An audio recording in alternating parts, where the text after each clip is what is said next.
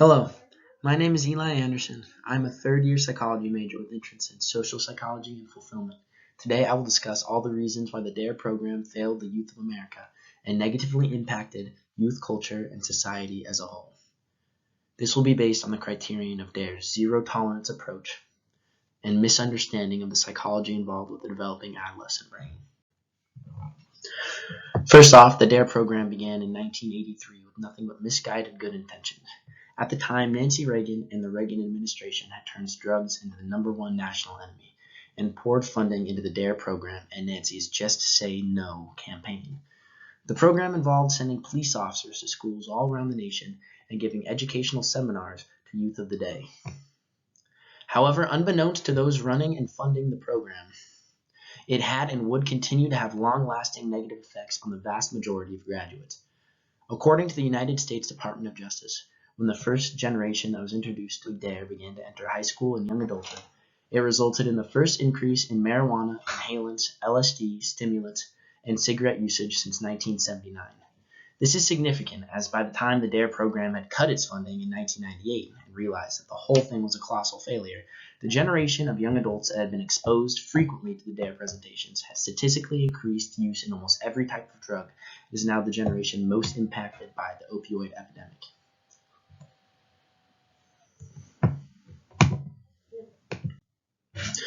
One might argue that something is better than nothing when it comes to drug awareness in children and teens, but this is why that is a dangerous mentality to have. When kids are told what drugs are around, what they do, where to find them, they may be against the idea of drugs temporarily, but ultimately increase their curiosity and the possibility for experimentation.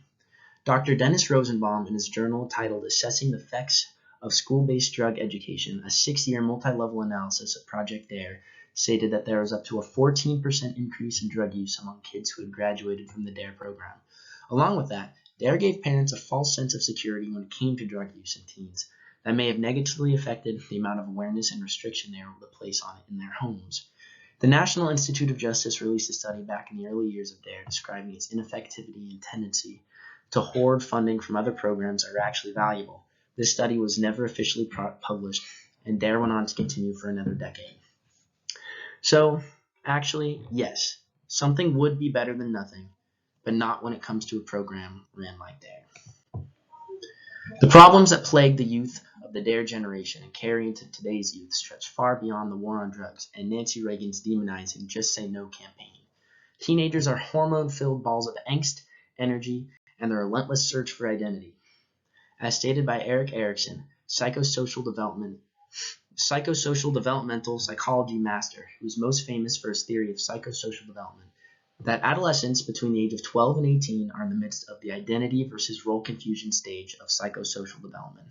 As I learned in Dr. Nixon's adolescence course here at PSB, these emotions involve the fully formed subcortical regions of the brain, responsible for risk-taking and chasing dopamine rushes, being fully formed from early adolescence and onwards, and the control systems of the brain, responsible for the brakes and risk evaluation, not being fully formed until adulthood. This is a reason why teenagers' rebellious nature did not respond well to the structure of DARE. They didn't want to listen to a police officer and their parents, and the principal. Authority figures will not be able to connect to the youth in the same way someone who had lived through the tragedies of drug abuse could. This is how programs like DARE would have worked. It could have been very effective. Instead of officers, principals, parents educating you on why your brain is a fried egg on drugs, have someone who can give them personal stories about the true nature and danger of addiction. So in conclusion, there's zero tolerance approach to drug education. The authority mixed with the developing adolescent brain and the miseducation and curiosity aspect of the youth of the DARE generation all combined to create a terrible mixture, and just ultimately failed the youth and society as a whole. Here are my citations. I hope you enjoyed.